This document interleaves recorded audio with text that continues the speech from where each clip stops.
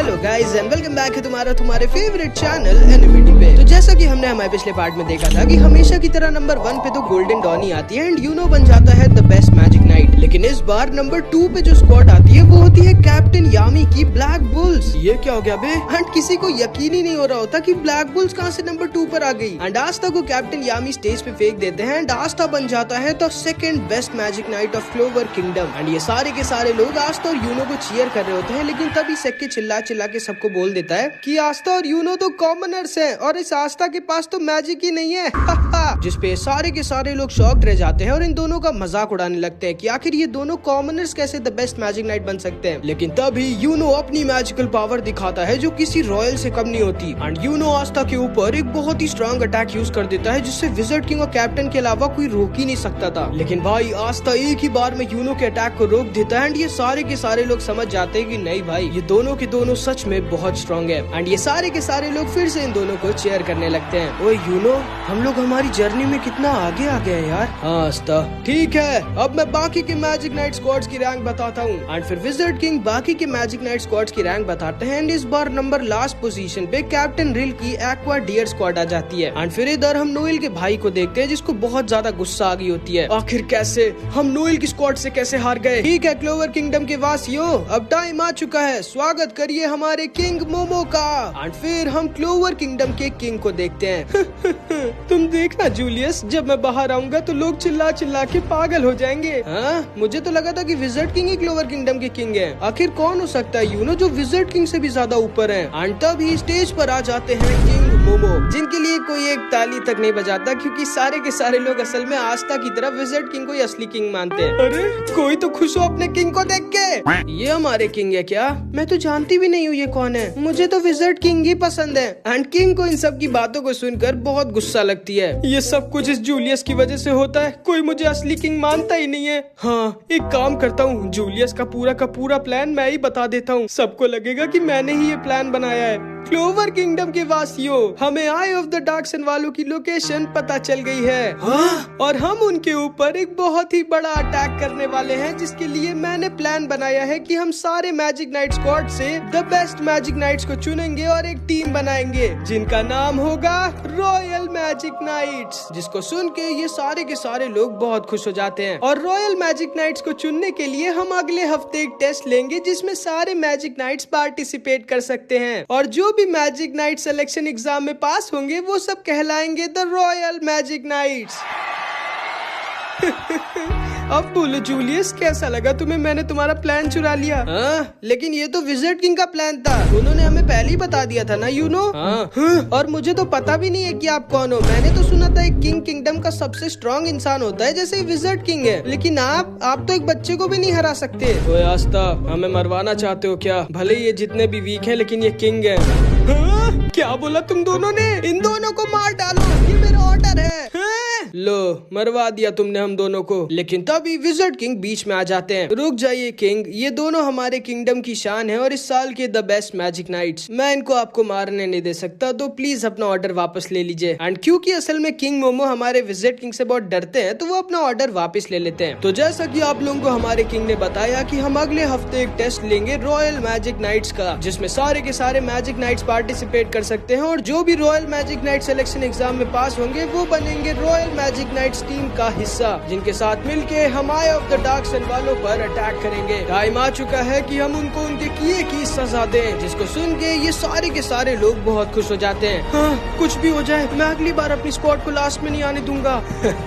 अब मजा आएगी। एंड ये सारे के सारे मैजिक नाइट्स तैयार हो जाते हैं royal magic night selection exam देने के लिए। एंड फिर हम इन तीनों को देखते हैं। Thank you wizard king sir हमारी जान बचाने के लिए। आस्था और यूनो, मैं चाहूंगा कि तुम दोनों सिलेक्शन एग्जाम में पार्ट लो और उसमें पास हो, क्योंकि तुम दोनों से मुझे बहुत उम्मीद है। एंड फिर विज़र्ड किंग वहाँ से चले जाते हैं। एंड फिर हम देखते हैं आस्था और यूनो नीचे जा रहे होते हैं, लेकिन तभी आस्था को किसी औरत के जोर जोर से चिल्लाने की आवाज आने लगती है, जो इस समय लियोपोल्ड की बैंड बजा रही होती है। एंड ये तो तुम लोगों को याद ही होगा। एंड इस औरत का नाम वर्मिलियन होता है एंड ये लियो और कैप्टन फुगिलियन की दीदी होती है। क्योंकि फुगिलियन अभी बहुत ज्यादा इंजर्ड था, इसीलिए इसकी स्क्वाड क्रिम्सन लायन की कैप्टन अभी ये बन गई होती है। तुम गधों की हिम्मत कैसे हुई नंबर 5 पे आने की? क्रिम्सन लायन हमेशा या तो नंबर 2 या 3 पे ही रहता था। ये सारी की सारी गलती उस बेवकूफ फुगिलियन की है। अपना तो आप बिस्तर पे आराम से सो रहा और मुझे तुम जैसे गधों के साथ फंसा दिया है। तुम सारे के सारे वीक हो। मैं वीक नहीं हूँ दीदी। हाँ सही कहा, तुम तो बहुत ज्यादा वीक हो।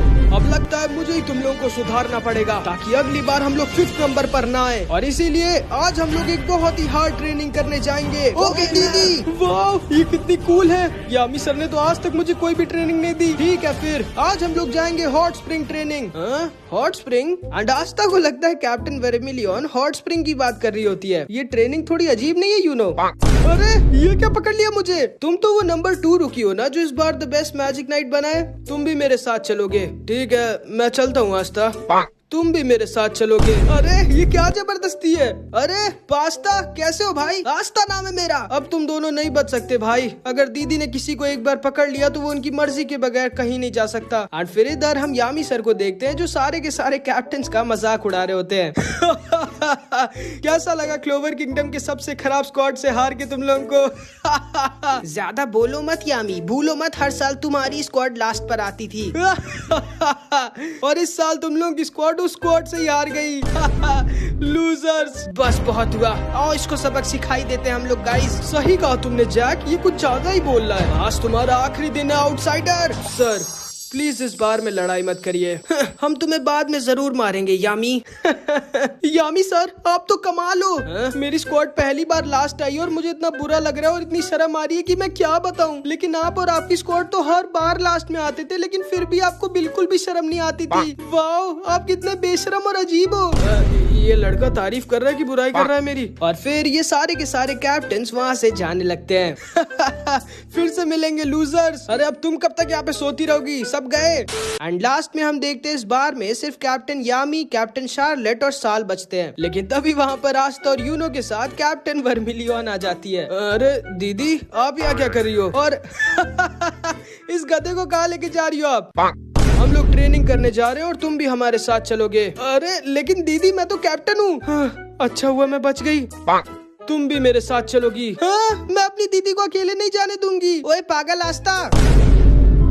ओ याद आया मुझे तो ब्रश करना है।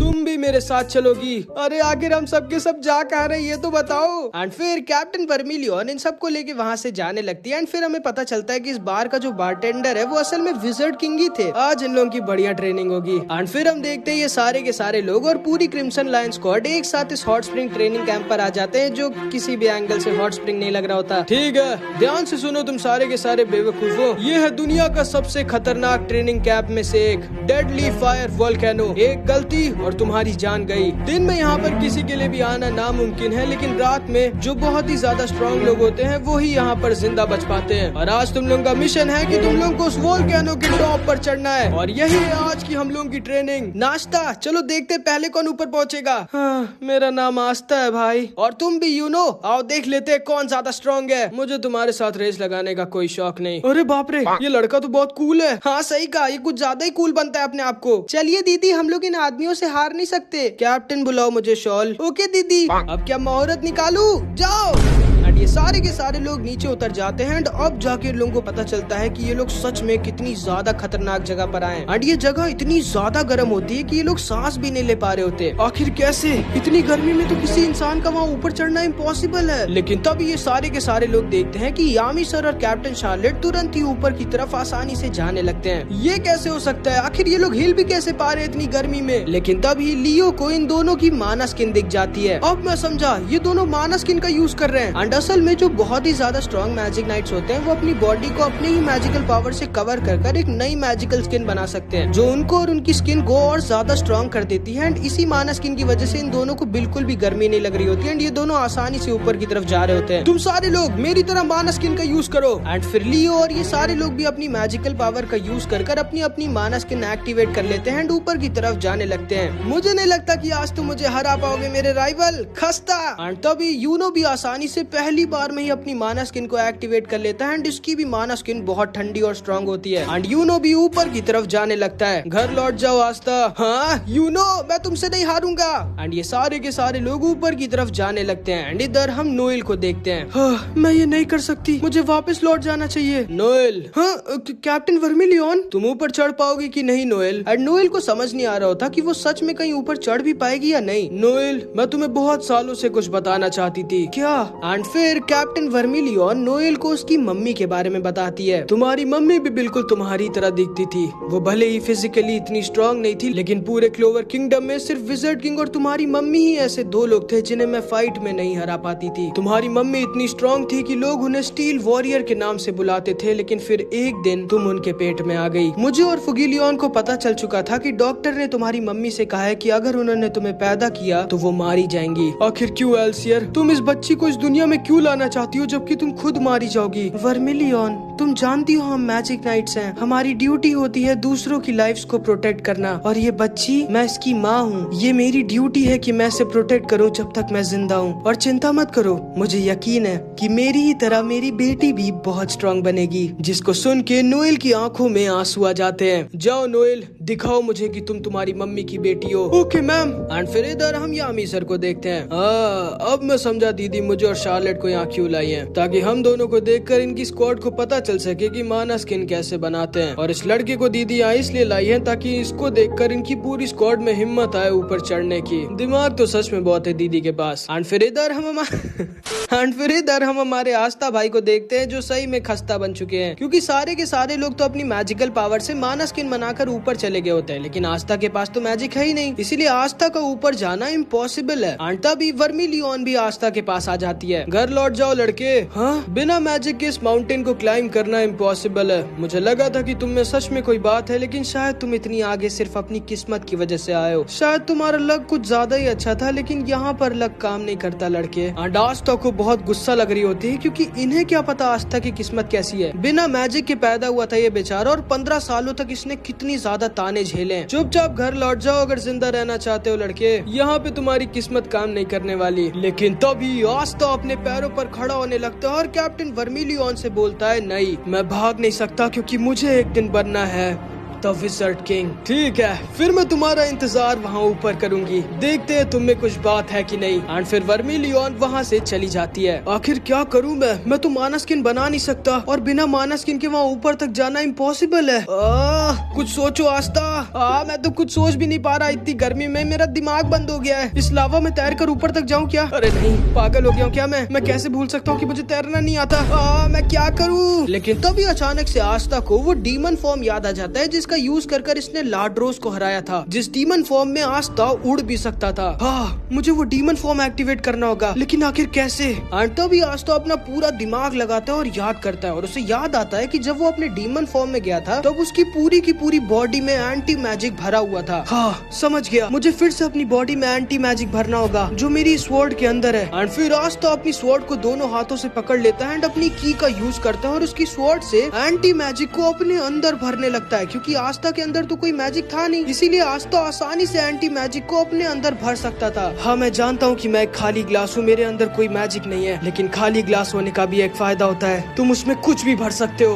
आस्था अपनी पूरी की पूरी बॉडी में एंटी मैजिक भर लेता है एंड सच में इसका फॉर्म चेंज हो जाता है। आस्था अपने डेमन फॉर्म के अंदर आ जाता है एंड तभी अचानक से आस्था अपने आप उड़ने लग जाता है एंड ऊपर की तरफ जाने लगता है। एंड शायद तुम लोगों को याद होगा कि आस्था के डीमन फॉर्म में आस्था की स्वॉर्ड अपने आप मैजिक का पीछा करती है, एंड इसीलिए आस्था पता नहीं कहाँ लेकिन अपने आप उड़कर जाने लगता है। सारे लोग साथ में इस मॉन्स्टर के ऊपर अटैक करो, हम इस मॉन्स्टर को नहीं हरा सकते। लेकिन तभी आस्था अचानक से इस मॉन्स्टर को एक बार में खत्म कर आगे निकल जाता है। अरे ये नाश्ता था क्या? एंड तभी हम देखते हैं आस्था यूनो के पास पहुंच जाता है। ओ हाय यूनो। एंड आस्था यूनो को भी पीछे कर देता है, लेकिन बस दिक्कत ये होती है कि ये रुक नहीं पा रहा होता।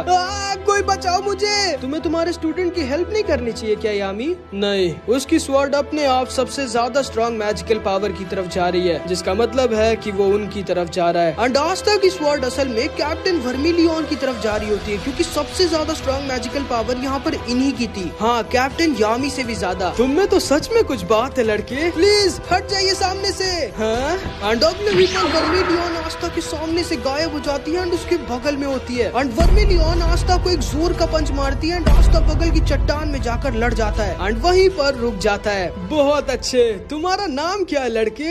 आस्था। एंड फिर ये सारे के सारे लोग फाइनली इस वोल्केनो के ऊपर पहुंच जाते हैं। बहुत अच्छे मेरे राइवल पास्ता, लेकिन अगली बार तुम मुझसे नहीं जीतोगे। इसको मेरा नाम कब याद होगा यार। बहुत अच्छे गधो, आज की ट्रेनिंग में तुम सब के सब पास हुए। अब टाइम है यहाँ के स्पेशल हॉट स्प्रिंग में नहाने का, जिसको सुन के आस्था बहुत खुश हो जाता है। लेकिन हॉट स्प्रिंग है कहाँ? एंड तभी इनके सामने जो है बड़ा सा गड्ढा होता है, इसमें अपने आप मैजिकल वाटर भरने लगता है, क्योंकि असल में एक मैजिकल हॉट स्प्रिंग होता है जिसमें हीलिंग प्रॉपर्टीज होती है। ये पानी सिर्फ 20 मिनट तक ही रहेगा। सारे के सारे लोग कूद जाओ इस पानी में। हाँ, जिसको सुन के आस्था और ये सारे के सारे लोग शॉक्ड रह जाते हैं, क्योंकि ऑब्वियसली भाई सारे के सारे लड़के और लड़कियां साथ में नहीं नहा सकते। एंड इधर हम कैप्टन शार्लेट को देखते हैं जिनकी हालत खराब हो जाती है। मैं और यामी साथ में? बिल्कुल भी नहीं, मेरा यूनो दूसरी लड़कियों के सामने नहीं नहाएगा। एंड इसीलिए तभी सॉल अपने अर्थ मैजिक से इस हॉट स्प्रिंग को 2 पार्ट्स में डिवाइड कर देती है, जिसमें एक तरफ सारे लड़के नहाएंगे और एक तरफ सारी लड़कियां। एंड ये सारे के सारे लोग इतनी कड़ी मेहनत के बाद इस हॉट स्प्रिंग में कूद जाते हैं। वाह, मेरी दीदी कितनी सुंदर है। कैप्टन बुलाओ मुझे शॉल। ओके दीदी। वाह, इतनी मेहनत के बाद हॉट स्प्रिंग का मजा ही कुछ और होता है। एंड फिर हम इन दोनों को देखते हैं। कैप्टन वर्मिलियन को पता होता है कि कैप्टन शार्लेट यामी सर से बहुत प्यार करती है। वैसे शार्लेट, तुम्हें पता है ना कि यामी वहाँ बगल में ही नहा रहा है। एंड जैसे ही शार्लेट ये सुनती है, वो कैप्टन यामी को इमेजिन कर लेती है एंड वहीं पर बेहोश हो जाती है। एंड हम बेल को भी देखते हैं जो इनके साथ में ही नहा रही होती है। एंड फिर हम नोएल और वर्मिलियन को साथ में देखते हैं। एंड तभी कैप्टन वर्मिलियन नोएल से कहती है, नोएल तुम जानती हो तुम बिल्कुल तुम्हारी मम्मी की तरह दिखती हो। क्या सच में? हाँ, और तुम्हें पता है इस जगह के बारे में मुझे तुम्हारी मम्मी ने ही बताया था। वो सच में मेरी एक बहुत अच्छी दोस्त थी। जिसको सुन के नोएल दुखी हो जाती है, क्योंकि इस बेचारी को ये लगता है कि इसकी वजह से इसकी मम्मी इस दुनिया में नहीं है एंड इसी वजह से इसके सारे भाई बहन इससे इतनी ज्यादा नफरत करते हैं। नोएल, जो हुआ उसमें तुम्हारी कोई गलती नहीं थी। तुम्हारी मम्मी ने अपनी मर्जी से खुद को सैक्रिफाइस कर तुम्हें इस दुनिया में लाया था। मैं जानती हूँ कई लोगों को ये लगता है कि वो डिसीजन गलत था, इसलिए नोएल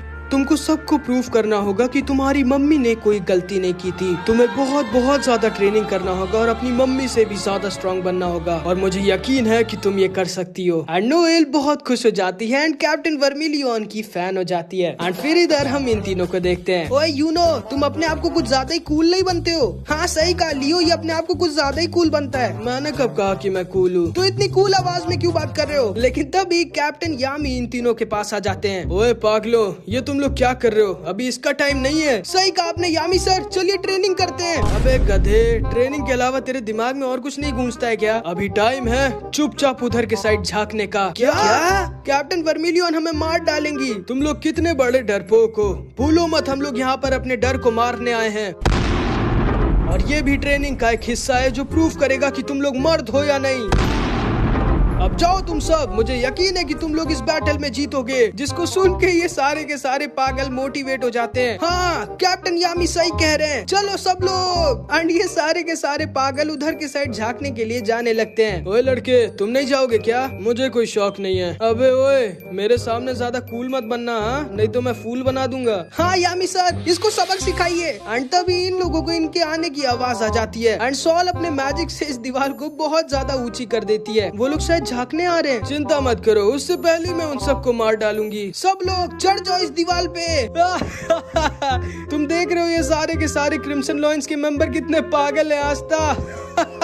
एंड असल में यामी सर ने इन सबको पागल बना दिया होता है एंड इन सब की बैंड बजने वाली होती है। एंड इस तरह से इन सब की हॉट स्प्रिंग ट्रेनिंग खत्म हो जाती है। एंड फिर हम देखते हैं आज दिन होता है इन सब की royal magic night selection exam का एंड ये सारे के सारे मैजिक नाइट्स तैयार होते हैं। ओ मिमोसा क्लॉस, कैसे हो तुम दोनों? हाँ आस्था। हाँ मिमोसा, तुम्हारे चेहरे को क्या हुआ, इतना लाल क्यों है? वो मैंने टमाटर खा लिए थे इसलिए। ओए आस्था, तैयार हो ना हारने के लिए? वो तो वक्त ही बताएगा यू नो। एंड फिर इधर हम पर्पल पर्पल ऑर्का स्क्वाड के वाइस कैप्टन जर्क्स को देखते हैं, जो कि बहुत ही ज्यादा स्ट्रांग होता है, जिसके सामने अभी जोरा खड़ा होता है। तुम्हारी हिम्मत कैसी हुई इनके सामने खड़े होने की? तुम जानते हो ये कौन है? नहीं, और ना तो मैं जानना चाहता हूँ। ये है पर्पल ऑर्का स्क्वाड के वाइस कैप्टन जर्क्स, जो 5 साल बाद क्लोवर किंगडम लौटे हैं। तुमने सुना नहीं था क्या बे? मैंने कहा कि मुझे कोई शौक नहीं है तुम्हारे वाइस कैप्टन के बारे में जानने का। मुझे तो बस वो रोब चाहिए जो तुम्हारे वाइस कैप्टन ने पहना है। क्या बोला तुमने? एंड जर्क्स जोरा के ऊपर अटैक कर देता है, लेकिन जोरा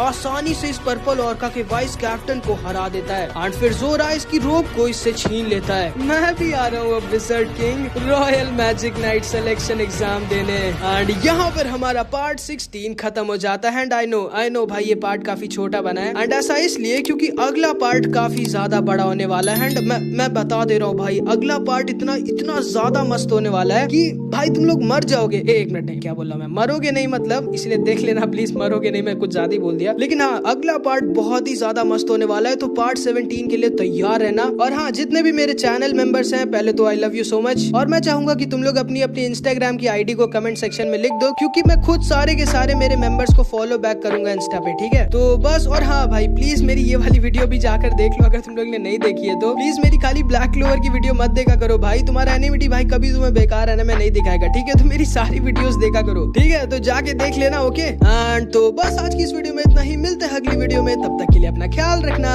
बाय बाय।